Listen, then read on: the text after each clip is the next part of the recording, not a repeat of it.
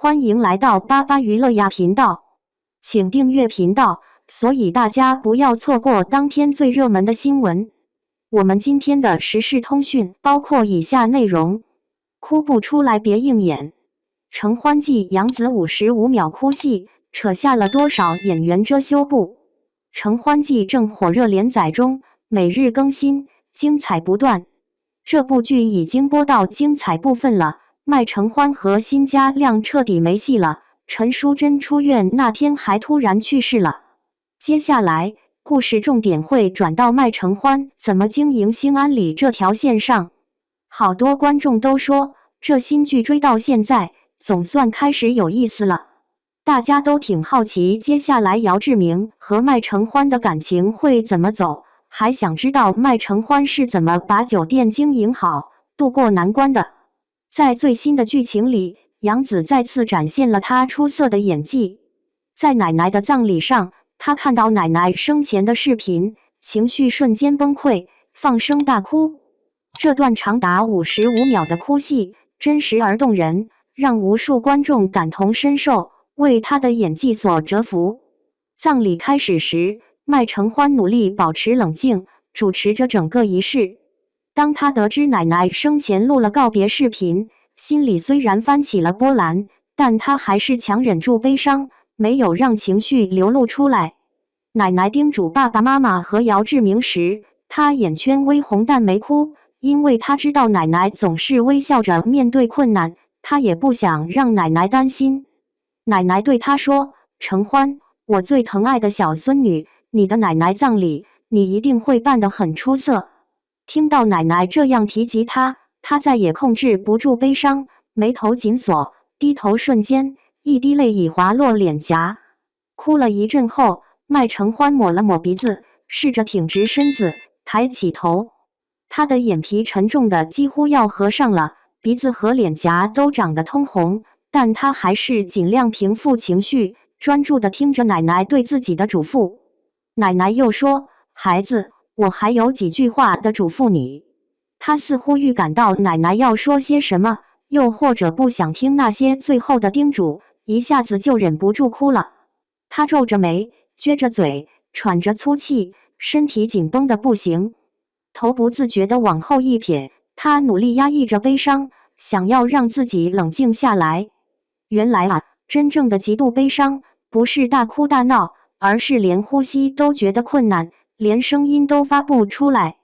麦奶奶劝承欢说，要学会依赖别人，撑不住了就哭出来，这样承欢的心情就变得更复杂了。他哭出声来，眼泪大颗大颗的往下掉，脸上的表情完全失控了，肌肉都跟着抽搐，显得特别僵硬，身子也在轻轻的晃动，看起来特别难过。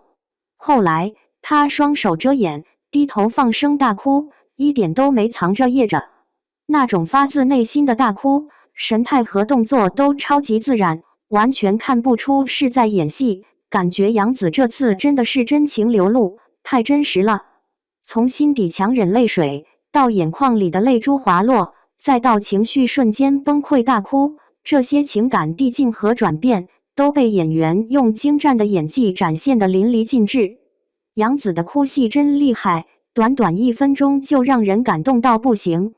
大家都说今晚我们都成陪哭圆了，杨紫哭多久我们就跟着哭多久，这足以看出她的演技有多棒，能引发观众的情感共鸣。杨紫的哭戏真不是盖的，早就火出圈了。记得在《亲爱的热爱的》里，童年坐在车里，因为感情受挫，那眼泪哗哗的，看得人心里真不是滋味。在《长相思》里，我因为哥哥受重伤而绝望大哭，也或许是香蜜沉沉烬如霜里那因失去挚爱而不得不接受命运的无奈与撕心裂肺的痛哭。杨紫的哭戏在好多经典作品里都特别出彩，每次演的都不一样，真是让人佩服。虽然有人对她的打扮有意见，但她的演技可是实打实的好，这点谁都不能否认。看了杨紫那哭戏，真是演得太好了。再瞅瞅那些演技一般的演员，简直没法比啊，差距太大了。杨紫一哭，感觉整个世界都跟着伤心了。而那些演技一般的，哭起来就像是在挤牙膏，一点都不打动人。比如姚安娜在列兵大结局时，拿着麦克风哭喊让黄宗纬投降，那哭相真难看，而且完全不像个缉毒警应有的理智和冷静，真是让人出戏。鞠婧祎在《迦南传》里的哭戏嘛，真是有点让人看不懂。她一哭眼睛就眯成一条缝，那种悲伤的感觉全靠腮红撑着，看她的表情根本感觉不到悲伤的情绪，真的有点尴尬啊。早先杨颖在《新娘大作战》里的哭戏简直就是反面典型，她哭戏演得夸张，七上八下的心情全写在脸上，一个眼睛睁着，一个眼睛闭着，嘴巴拉得老长，简直像个大长方形。但这样的表演太浮夸了，完全看不到真实的情感流露。